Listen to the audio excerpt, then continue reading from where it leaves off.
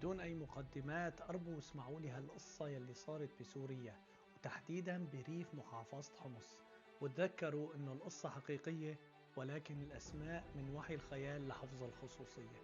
ويلا نبدأ. قصتنا صارت بضيعة صغيرة بريف حمص. كان في زلمة اسمه سالم.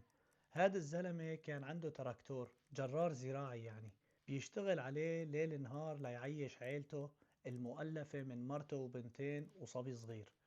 سالم كان إنسان بسيط وماشي الحيط الحيط، لا إله بالسياسة ولا إله بالمشاكل، همه بس لقمة العيش. بفترة بداية الثورة والفوضى كان في شبيح بالمنطقة اسمه عزمي. عزمي هاد كان عامل دولة لحاله، بيخطف الناس وبياخد أتاوات ومو سائل عن أي حدا. بيوم من الأيام عزمي ورجاله وقفوا سالم وهو راجع من أرضه، وبدون أي سبب أو عداوة مسبقة قرر عزمي يذله لسالم قدام رجال الضيعة كلهم. أخذ منه التراكتور وضربه قدام بناته الصغار، وقال له إذا بتفتح تمك بحرف بدفنك وبدفن عيلتك. سالم سكت، بلع الإهانة، بس الكسرة اللي شافها بعيون بناته زرعت جواته وحش ما إله حدود.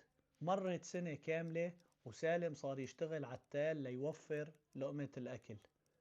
الكل فكروا إنه نسي وانكسر، حتى عزمي نسيه وصار يعتبره ولا شي.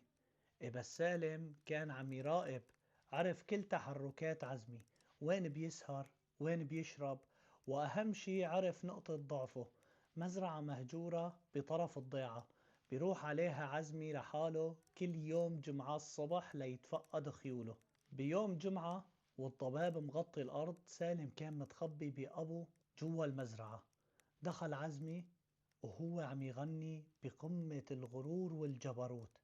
فجأة نزل عليه ضربة قوية من ورا خلته يوقع على وجهه، وقبل ما يستوعب أي شيء كان سالم مربطه بجنازير قوية ومسكر له تمه.